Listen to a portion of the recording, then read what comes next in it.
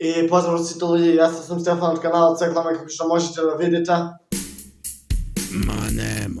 Сон на секој крадец е никогаш да не го фатат, но реалноста е малку поразлична. Особено ако сте толку глупи, непредпазливи и несмесни за да направите нешто какво што направиле петте протагонисти на петте најглупи кражби во историјата. Ви препорачувам да ставите до крајот на видеото, бидејќи кражбата под број 5 е глупа и маестрална во исто време и вреди да се слушат детали за неа. На почетокот веднаш почнуваме со кражба на начин од филмовите.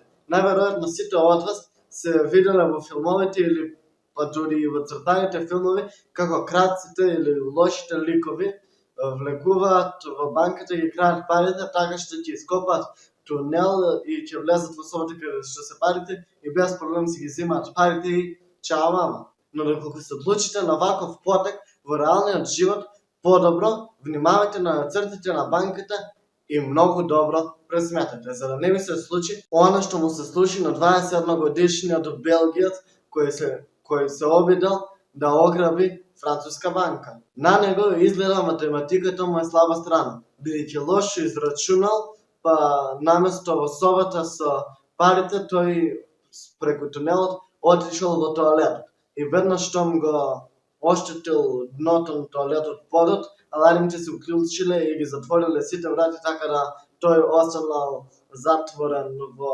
тоалетот бидејќи не можел да се врати назад низ тунелот и полицијата без проблем го фатила. Паднал во гомна, што би се рекло. На второто место се наоѓа крадец кој очигледно е алкохоличен, бидејќи алкохолот го чинал слободно. Наимено, неговиот план бил да ограби некој кафе бар така што ќе ги земе сите пари од касата.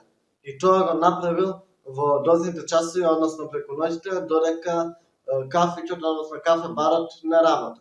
Тој влегол натре, ги земал сите пари и веќе кога е тука решил да се почести со некоја чаша бесплатно.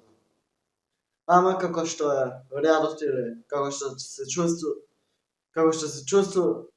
што се случува често, тој се заборавил и малку претерал во пиењето, па заспал во кафиќето. И утре дента кога газите, односно собствениците на кафе барот дошле тука и го виделе крадецот како спие во нивниот кафе бар со торбичката каде што се наоѓаат нивните пари, викнале полиција и на крадецот му било чао мама. Крал на полноќ, просјакна зора, лична карта ми е тоа. На третото место се наоѓа дуо кое наиме направило неколку кражби во Италија и тоа што нив ги издало било блеката, бидејќи сите кражби кои тие ли ги извеле ги правеле во дресот на ин. А благодарение на разни сигурносни камери брзо биле фатени. Барем да краделе во дресовите на Јувентус.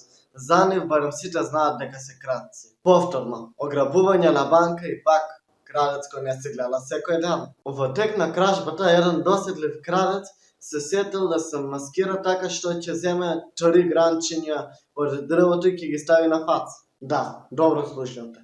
Земал 3 гранчиња дрво и со тоа се маскирал. И така влегол во банката, барајќи на работничката да му ги даде сите пари. Не знаејќи дека земал пари на кои има хемиски состав кој после одредено време експлодира, крадецот си ги земал парите, излегол од банката и си отишол дома. А сега добро слушайте.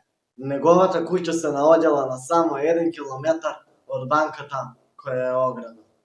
Не е потребно да се каже дека набрзо е фатен. А сега доаѓаме до последниот грабеж. Поточно, до грабежот за кој не знам дали е масреален или глуп. Вие сами проценете и напишете доле во коментарите вашето мислење. Прво мора да го објаснам значењето на изразот флешмоб, кој е доста важен за оваа приказна. Флешмоб е име на настан кој се случува брзо и трае кратко. Најчесто станува збор за настан во кој учесниците се повикуваат преку друштвени мрежи, се наведува само местото и времето кога се случува настанот и кога голема маса на луѓе ќе се соберат кои меѓусебно не се познаваат, прават нешто заедничко, пример играње или тепање со перници или нешто друго, тоа се снима и потоа се објавува на интернет.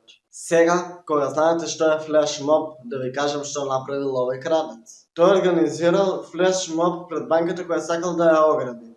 И секако на учесниците им кажал дека сите треба да бидат исто облечени и навел детали за тоа како треба да бидат облечени. Секако и тој бил облечен така. Во време кога големата маса се собрала пред банката, тој влегол во банката и ограбил банката и побегнал. А кога обезбедувањето веќе сватило за што се работи, било предоцна, бидејќи било претешко во маса на исти да се најде натпратник.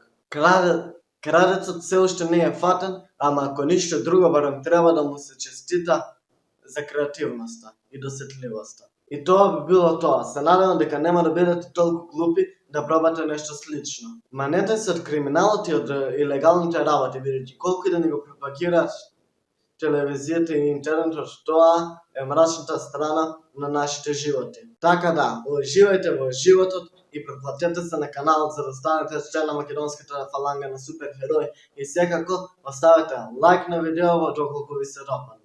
А ние се гледаме следниот пат. Поздрав!